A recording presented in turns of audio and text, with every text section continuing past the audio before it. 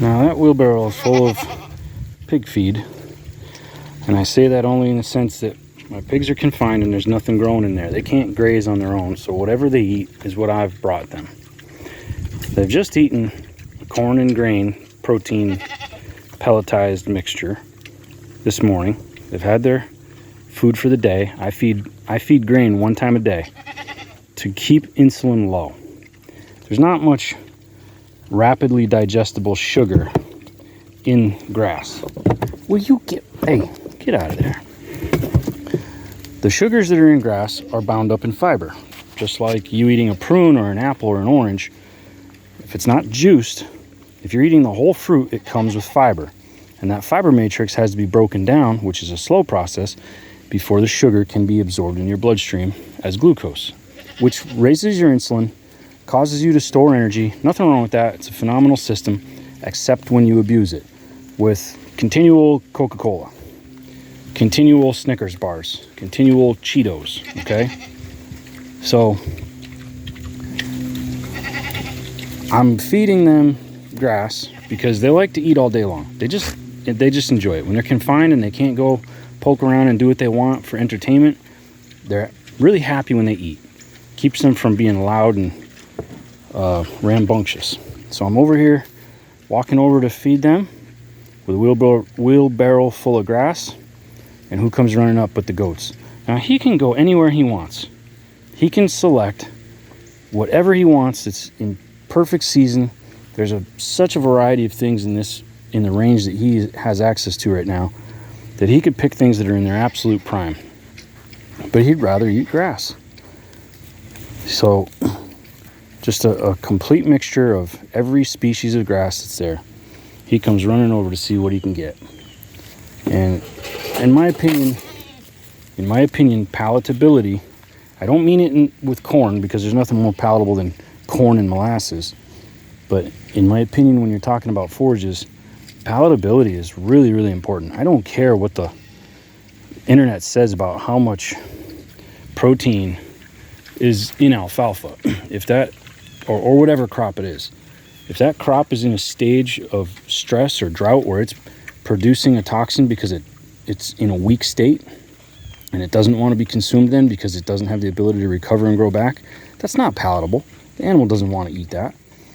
And if you're only feeding one thing, for instance, forage sorghum is ridiculously palatable, but it produces a toxin called prussic acid. It produces it under drought, and it produces it under frost.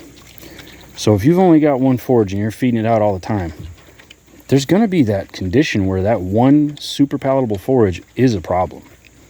And for that reason, variety is king, because the animal has the ability to jump off of that forage that's causing him a digestive upset and jump onto something else. Now, these pigs unfortunately don't have that option with me. At least with me feeding them like this, they can't really sort through that very well. They can to some degree if it's big stuff, but not fine chopped up bag mower type of forage. There's everything from poison ivy to fescue to clovers to every kind of weed, summer grasses, winter grasses, it's all in there. The idea in that context is that hopefully you've got enough diversity that, yes, there's some toxin in there, but there's enough things that are not in a toxic state for a dilution. And that dilution covers you and gives you a buffer of safety from the animal getting some acute toxicity. Now, they will eat that whole wheelbarrow today, and they'll eat one every day. And I've never had a pig laying around feeling sorry for himself. So they are slow growing. However, if you're going to eat an animal, then whatever hormones are flowing through its body, you're going to eat too. Look up adiponectin, adiponectin, adiponectin. Adiponectin is a hormone that comes from adipocytes, which are your fat tissues. So when you're feeding an animal for maximum gain because it's profitable, so you're feeding them corn all day long, as much as you can get in them, that's keeping insulin high, which is making all of that energy be stored and none of it be burned. As much as possible is being stored. That's what insulin signals for the body to do. So you're going to get rapid gains. Well, and how? What the animal's storing is fat. So when you eat that animal, now you're consuming that adiponectin, because the more fat tissue, the more adipocytes that animal has, the more adiponectin is flowing through its system. When you digest it, now it's flowing through yours. So adiponectin is a hormone that resists the loss of fat.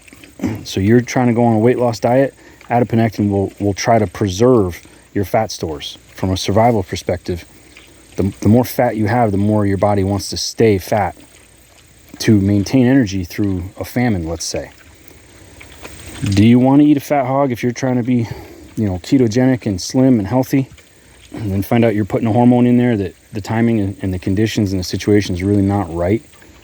Me personally, I look at a human being that is swollen in fat, and I know that that's omega-6 fatty acids, that's adiponectin, that's inflammation and joint pain. I don't know anybody that's 100 pounds overweight that says, man, I feel great today. Nobody says that. You know why? Because obesity feels like shit. If you raise a hog on grain so you can fatten it in 6 months and slaughter it, you're eating an obese animal that doesn't feel good. And all of the chemicals that create inflammation and that create all these situations, you're consuming that. So think about lean hog versus fat hog the next time you're considering your homestead adventure. A hog for sale, yeah, it's profitable. It's good for you to fatten them quick. It's not good for the people going to eat it. If you're the one that's going to eat it, in my opinion, feed them more grasses than grains and let them take their time getting big. And if they're a little tough, so what? Put them in a stew pot. Cook them an hour longer. So what?